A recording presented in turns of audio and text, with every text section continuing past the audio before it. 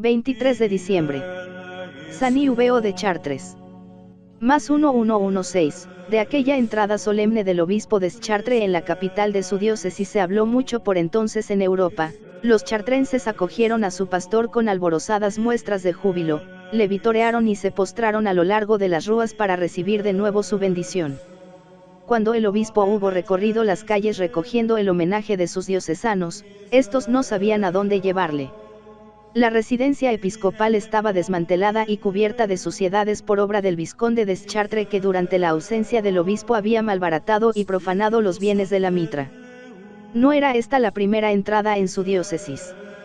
Venía de la prisión, donde había pasado algunos meses por recriminar la conducta escandalosa del rey. Felipe I de Francia había expulsado a Berta, su mujer legítima, y se había unido a Bertrada de Montfort, esposa del conde de Anjou. El escándalo de este doble adulterio fue enorme. En realidad, no era el obispo de Chartres el superior inmediato del rey a quien correspondía tomar cartas en el asunto. Pero el obispo de Sens y otros muchos de aquella época no tenían autoridad para hablar. Muchos obispos y clérigos estaban aseglarados, recibían el mando de sus diócesis de las manos del rey y a él servían más que al bien de las almas. A esta concesión real de los poderes sagrados la llamaban la investidura laica. Los obispos, al recibirla, se convertían en señores feudales y como tales vivían.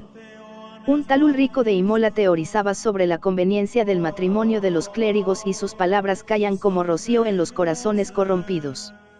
Era la herejía nicolaita, que estragaba a la Iglesia y desautorizaba la predicación de la palabra divina. El obispo de Chartres no cayó.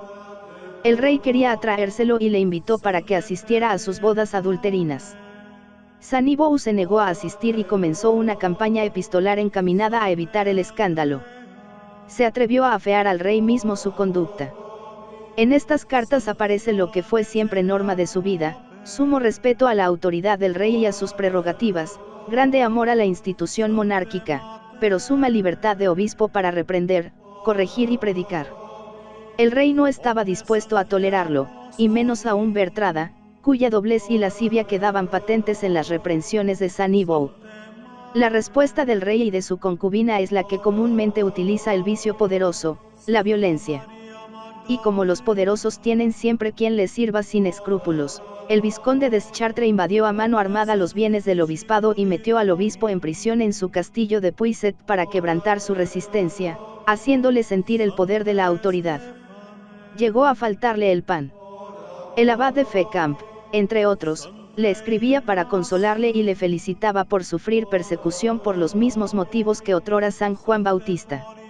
Los diocesanos estaban indignadísimos y trataron de organizar una expedición militar para liberar a San Iuveo por la fuerza y reponerlo en su obispado. El santo obispo se opuso del modo más explícito. «Rogad por mí», les escribía, como los primitivos cristianos por San Pedro encarcelado, «pero os prohíbo que vengáis por la fuerza.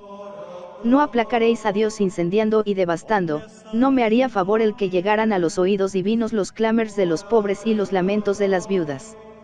Soy vuestro pastor, no he conquistado la mitra por las armas y no volveré a Chartres por la violencia. San Iuveo sabía ser yunque resistente que mella el martillo que lo golpea.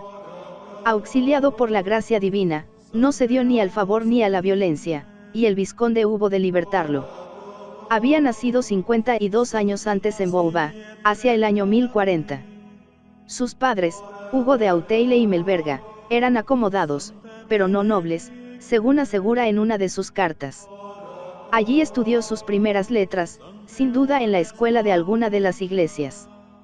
Cuando el muchacho hubo recibido la educación primaria, sus padres enjaezaron las acémilas y le llevaron a París para que estudiara humanidades y filosofía.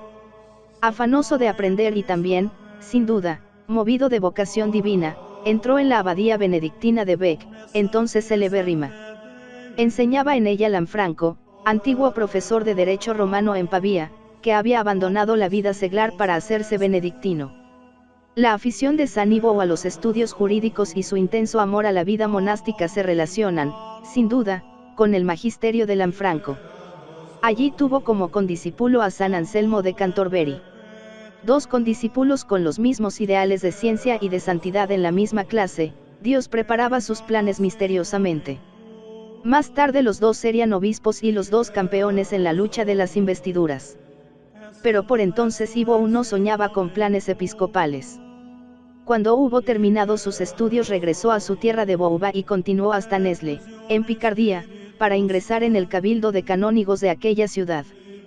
Los cabildos no eran en aquella época lo que en tiempos anteriores habían sido, un grupo de clérigos en vida común junto a su obispo ocupados en el oficio divino, en el estudio y en la asistencia a su prelado en el gobierno pastoral. Se habían relajado bastante. Cuando San Ivo comenzó su nueva vida añoraba sus días fervorosos y laboriosos de la abadía de Bec y prudentemente se esforzaba por mejorar la situación. Su fama de hombre docto, espiritual y prudente se extendía sin cesar. Por entonces vacó la sede de Bouva, su tierra natal.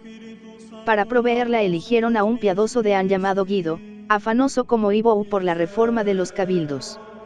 Fundó en las afueras de la ciudad un monasterio de canónigos regulares en honor de San Quintín mártir, y llamó a Ivo para que, como abad, lo gobernara. El nuevo abad colmó las esperanzas de su obispo. El cabildo vivía en régimen de monasterio bajo la regla de San Agustín. San Ivo escribió las constituciones, organizó la vida común y hasta abrió una escuela de teología en la que él mismo enseñaba. Durante los 14 años que estuvo al frente de su cabildo vio salir de él, al menos, a 9 obispos y muchos deans para otros cabildos que se inspiraron en la reforma de San Quintín. Un día también él tuvo que salir. El obispo de Chartres, Godofredo, era uno de los muchos malos pastores que entonces padecía la Iglesia. 2 veces había sido juzgado por el Papa San Gregorio VII por simonía y otros vicios, y las 2 veces había logrado evitar la deposición. Pero, lejos de enmendarse, su conducta era cada vez más escandalosa. Urbano II le juzgó de nuevo y, ante las pruebas abrumadoras de su avaricia y de su lascivia, Godofredo fue depuesto. Había que enviar a Chartres un obispo cuya virtud hiciera olvidar los escándalos del anterior. Urbano II escribió al clero y pueblo de Chartres para notificarles la deposición de Godofredo, y a la vez les recomendaba que eligieran a Ivo, abad de San Quintín, cuyo buen nombre había llegado hasta Roma. Los chartrenses no vacilaron. Siguiendo la costumbre de entonces, el clero hizo la elección en presencia del pueblo, el cual la aprobó con sus aclamaciones. Ivo recibió la noticia sin ningún entusiasmo. No tenía ninguna gana de dejar su vida de recogimiento y estudio. Por otra parte, los amigos de Godofredo, el obispo depuesto, le pusieron todas las trabas imaginables. Ivo quería renunciar a su elección, pero el Papa repuso que, si Ivo no necesitaba el episcopado le necesitaba a él. El rey Felipe le envió el pectoral en signo de su agrado por la elección. Ante esto el santo abad hizo de su nuevo cargo un deber de conciencia. Fue a Roma y el Papa le consagró obispo el 24 de noviembre de 1090 y le envió a Chartres con una carta de recomendación para sus nuevos diocesanos. A partir de entonces comienza su carrera episcopal de 26 años, que ha quedado descrita en su abundante y sapientísima correspondencia. A los 2 años de su consagración comienzan sus gestiones en el asunto de la unión adulterina del rey Felipe, que le trajeron como consecuencia la prisión. Liberado de ella, San Ivo siguió condenando con valentía la conducta del monarca y oponiéndose a que esa unión se legitimara ante la Iglesia por la bendición nupcial.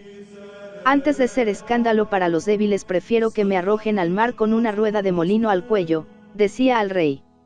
En otra carta dirigida a todos los obispos les hablaba así: os suplico que no permanezcáis como perros mudos, sin valor para ladrar. Durante 12 años vivió en la inquietud, tentativas de mediación, viajes, concilios varios, intervenciones ante la curia romana, excomunión del rey, absolución, nueva excomunión. Incomprensión por parte de los obispos contemporizadores, acusaciones de terquedad. El rey tenía entonces un papel preponderante en la elección de obispos, y procuraba elegir candidatos dispuestos a tolerar su unión con Bertrada. San Ivo salía al paso de los proyectos reales, consiguiendo que fueran rechazados muchos pretendientes indignos, y promovidos los sabios y virtuosos. Fue una lucha emocionante por la santidad y el honor del sacerdocio. Este constante forcejeo le traía cada día su dosis de disgustos y sinsabores. Recordaba con nostalgia sus años de vida regular, en 1092 escribía a sus canónigos de San Quintín: por todas partes encuentro dificultad y persecución.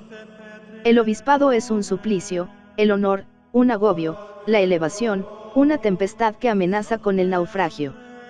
Comparando las ventajas y los inconvenientes de mi estado, a veces me ocurre deleitarme en pensamientos y deseos de una persecución por causa de la justicia que llegara a privarme de mi cargo pastoral, tan lleno de amarguras e inquietudes, de tempestades y angustias. Entonces podría descansar en seguridad deleitosa y luminosa, pero luego me reprocho estos pensamientos y me someto a la voluntad divina, y no me atrevo a hurtar mi cuerpo al trabajo, sabiendo que no muero para mí, sino para aquel que murió por nosotros. No puedo ser el siervo malo y perezoso. Por fin los esfuerzos de San Ivo consiguieron el arrepentimiento del rey y su absolución por el Papa Pascual II. Felipe y Bertrada prometieron con juramento ante una asamblea de obispos que se separarían. Así acabó, por fin, aquella situación, manantial de dificultades y turbulencias para la Iglesia francesa. Mucho más grave aún que el problema del matrimonio real fue la cuestión de las investiduras y la herejía nicolaíta. También aquí fue San Ivo un personaje de primer plano en su siglo. La época de San Ivo es una de las más convulsas y terribles por las que ha pasado nuestra Santa Madre la Iglesia. La situación a que se había llegado era espantosa, muchísimos clérigos y obispos tenían concubinas, hubo quienes llegaron a celebrar sus bodas sacrílegas con la mayor fastuosidad. Esta lamentabilísima situación procedía de que el Papa no tenía parte en la elección de los obispos, eran los reyes y señores feudales los que los nombraban, casi siempre mediante sobornos y dinero. Tenían incluso un rito para el nombramiento, que consistía en entregar el báculo y el anillo con las palabras «recibe la diócesis». A esta entrega de la diócesis la llamaban la investidura laica. También los sacerdotes eran nombrados por los señores seglares, porque las iglesias eran de propiedad particular. En estas condiciones fácilmente se comprende que los nombramientos recayeran en clérigos sin vocación eclesiástica, que buscaban los oficios sagrados para provecho propio, no para el servicio de Jesucristo y de las almas.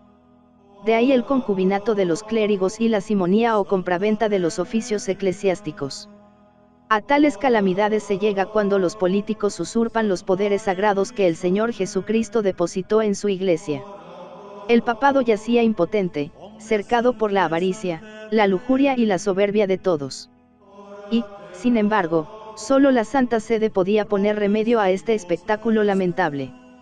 Comenzó con tímidas iniciativas el Papa Esteban IX, que había logrado su tiara por elección canónica, sin imposición del emperador. Pero sus voces caían en el vacío y sus condenaciones de los jerarcas que lograran por dinero los cargos eclesiásticos quedaban incumplidas y olvidadas. Era necesario un gigante en la sede de San Pedro, capaz de poner orden en aquel caos. Dios lo suscitó en la persona de Hildebrando, papa con el nombre de San Gregorio VII, el cual llegó al solio pontificio con la convicción de que su misión era acabar con la investidura laica, que era la razón del cáncer que roía la Iglesia. Con todos los poderes del mundo enfrente, como si fuera la cosa más elemental y sencilla, prohibió la simonía y el concubinato, exigió que se negara obediencia a los clérigos casados y suprimió de un plumazo las investiduras. El que se ordenara por dinero quedaba suspenso del orden recibido y el que recibiera la investidura de un laico perdía su autoridad. El golpe era temible, pero necesario. El griterío que se levantó en Europa fue espantoso, comenzaba la contienda de las investiduras. Salvo en España, ocupada entonces en su cruzada contra los musulmanes, todas las malas pasiones se dieron cita en aquel combate que duró más de medio siglo. Las espadas, la diplomacia y los escritos polémicos fueron a ocupar su puesto en el frente de combate. La situación se agravó rápida y peligrosamente. Se acusaba al Papa de herejía, de obstinación, de soberbia, se decía que no era un pastor, sino un lobo furioso. Se prodigaron las excomuniones, y el mismo emperador fue excomulgado, absuelto tras 3 días de penitencia en Canosa, y luego otra vez excomulgado y depuesto. Pero este respondió con un sínodo de 30 obispos cismáticos, que declararon depuesto a San Gregorio VII y nombraron a un antipapa. Luego se presentó con un ejército ante la ciudad eterna y la tomó para instalar en ella a su antipapa. El santo pontífice tuvo que huir y murió en el destierro. 4 años más tarde las tropas de Urbano II se apoderaban de Roma y el pueblo aclamaba al Papa legítimo. El emperador no se da por vencido, organiza una nueva expedición militar y el antipapa anuncia en un tono bravucón que pronto acabaría la guerra con su triunfo. Un monje de Hersfeld escribía un libro sobre la unidad de la Iglesia lleno de invectivas contra el Papa, a quien acusa de haber despojado, dividido y desgarrado la Iglesia de Cristo. Cuando este libro comenzó a circular por Europa, Sanibour era consagrado obispo de Chartres por el Papa Urbano VIII, expulsado de Roma por las tropas imperiales. La contienda había comenzado hacía ya 40 años, mientras el niño Ivo jugaba en las verdes campiñas de Bouva. El tema de actualidad en su época de estudiante era la lucha por la independencia de la Iglesia, la elección del Papa por los cardenales, sin intervención de los reyes, que había quedado sancionada en el Concilio de Letrán de 1059. Las novedades literarias que apasionaban al joven estudiante eran el tratado contra las investiduras del cardenal Humberto y las gestiones de San Pedro Damiano, que recorría Europa para trabajar por la reforma de la Iglesia. Más tarde en su soledad de Bec y luego en su puesto de abad de San Quintín leyó las admirables obras de San Pedro Damiano sobre la castidad sacerdotal y contra las investiduras. A medida que la lucha se enconaba llegaron a sus manos Bernaldo de Constanza, Anselmo de Luca, Guevardo de Salzburgo. La resaca de la contienda arrastró hasta su mesa abacial los libelos de los que, débiles, ambiciosos o equivocados, habían puesto su pluma y su ingenio al servicio de los reyes y señores, Sigberto de Grenbloux, el anónimo de York y otros. Al frente de su fervorosa comunidad y en sus lecciones de cátedra, lejos de la pasión polémica, Sanibour estaba atento, estudiaba, criticaba los libros nuevos, pensaba, buscaba soluciones y enseñaba. Estudiaba concienzudamente las leyes antiguas de la Iglesia, y soñaba con verlas de nuevo practicadas en una Iglesia limpia y fuerte. Más aún que a los panfletistas y aduladores del emperador temía a los escritores del tipo de Bonizón de Sutri, con sus panegíricos del Papa violentos y parciales, amigo de soluciones extremistas y utópicas. Su presencia en la polémica, decía Ivo, no hace otra cosa que dar buenos argumentos a los contrarios. Cuando Sanibour fue consagrado obispo, la polémica estaba en estado incandescente. Cada elección, cada acto de los reyes de Francia y de Inglaterra, levantaba pugnas tempestuosas entre los partidarios de la investidura y los amigos del Papa. Sanibour no fue investido por ningún seglar, fue elegido por sus diocesanos y consagrado por el Papa en persona. Con este gesto se ponía, desde el primer momento, del lado de los papas. No era, pues, sospechoso, pero tampoco era un intransigente. Dotado de un gran sentido de la realidad, rígido en los principios, pero flexible y hábil en su aplicación, habituado de antiguo a mandar hombres, lo cual le había enseñado a discriminar lo ideal de lo hacedero, era el hombre sereno, tenaz y exento de pasiones, clarividente de soluciones prácticas y tesonero para conseguirlas. Comprendía que entre los legados y consejeros de los papas había también pasiones excitadas por la contienda, y que con actitudes extremosas no era posible alcanzar soluciones viables. Fue él quien formuló la exacta interpretación y aplicación de la frase evangélica, a Dios lo que es de Dios y al César lo que es del César. En cosas temporales, los reyes y el emperador no están bajo la autoridad del sumo pontífice. La investidura, escribía Sanibour a Hugo, legado pontificio, es un acto doble. Por una parte, da unos poderes espirituales, y esos no los puede conferir ningún laico. Pero, además, el obispo electo recibe bienes temporales unidos a su sede. No hay inconveniente en admitir para esta entrega la investidura del rey. Al plantear el problema con esta categórica distinción entre lo espiritual y lo temporal y al darle esta solución moderada, Ivo de Chartres demostraba a la vez su sagacidad intelectual y su sentido de la realidad. Pero con ello se enfrentaba contra todos y a nadie contentaba. Urbano II, instigado por sus legados, llegó a desautorizar explícitamente a Sanibour, el cual se creyó obligado a dimitir. Transido de amargura, pero con la entereza de siempre, escribía al Papa.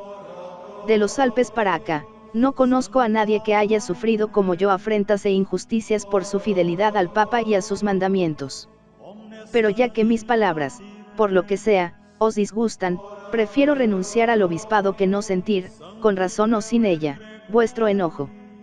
Dejaré de ser vuestro servidor, pero no vuestro hijo. Por mis experiencias anteriores a mi cargo episcopal sé que más aprovecharé a la Iglesia de Dios con mi ejemplo en la vida privada que no por el ministerio de la palabra en el obispado. Pero Papa, que conocía su fidelidad, no quiso privarse del venerable prelado que había sufrido cárcel por su defensa de la moral cristiana al condenar el adulterio de Felipe y San Ivo cayó por el momento. Supo compaginar su amor a la Santa Sede y su humildad con su docilidad a lo que creía verdadero. No renunció a ninguna de sus ideas, pero no cayó en el vicio de la obstinación. Entretanto la controversia ardía en Inglaterra, cuyo rey, Enrique I, cometía los mismos desafueros que el de Francia y que el emperador de Alemania. San Anselmo, condiscípulo de San Ivo en la clase de Lanfranco y sucesor de este en la silla primada de Canterbury, vagaba por Europa expulsado por el rey, que no soportaba la entereza con que el santo obispo proclamaba los derechos de la Iglesia. También allí acudió San Ivo a componer la discordia. Recordó al rey en una carta sus deberes de católico y le exhortó a buscar lealmente una solución. No es posible un buen gobierno sin unión estable entre la realeza y el sacerdocio, le decía. Por el momento se contentaba con esta discreta intervención. Encargó a su discípulo y amigo Hugo de Fleury que escribiera un tratado dedicado al rey acerca de la potestad real y la eclesiástica. Los críticos ven, tras la firma de Hugo, a San Ivo, puesto que repite las ideas de este sobre la distinción entre ambas potestades con fidelidad y precisión. Una mujer piadosa, la hermana del rey, hizo lo demás. Reunió en una entrevista a su hermano y al arzobispo San Anselmo, y, sobre la base de las ideas de San Ivo, se pusieron de acuerdo. El Papa Pascual II no tuvo inconveniente en aceptar esas ideas y el conflicto terminó felizmente. 2 años más tarde obtuvo San Ivo otro señalado triunfo poniendo fin a la lucha en Francia en el Concilio de Troyes. Pero quedaba aún el tremendo problema de Alemania. Negociaciones, embajadas, revueltas sangrientas, sacrilegios, incendios y 1000 libros y folletos escritos para defender la investidura laica o la tesis opuesta gregoriana. El emperador Enrique V decide utilizar la traición y la violencia. Conviene en el concordato de Sutri en renunciar a la investidura a base de las soluciones de San Ivo, aceptadas en Inglaterra y Francia. Va enseguida a Roma a ser coronado por el Papa. En medio de la ceremonia de coronación el emperador declara que no acepta la solución firmada en Sutri. La ceremonia termina con una espantosa reyerta en la que participa el pueblo romano en favor del Papa. Este cae prisionero de las tropas imperiales y, obligado por la fuerza, firma un documento en el que concede al emperador los derechos plenos de investidura. Tras este terrible fracaso hay que comenzar de nuevo desde el principio. El peligro viene ahora de los que se indignan por la debilidad del Papa ante el emperador y le llaman impío, Judas y profeta corrompido. En las provincias de León y Viena se pretende nada menos que reunir un concilio para juzgar al Papa y deponerlo. San Ivo, con sus 72 años, recomienza su labor de viajero y diplomático. Su influencia es hoy enorme. Por su obra canónica, por su intervención en todos los conflictos religiosos, por su fidelidad a la monarquía y al Papa, San Ivo había adquirido una extraordinaria autoridad, justificada por su valor intelectual, su prudencia y su celo religioso.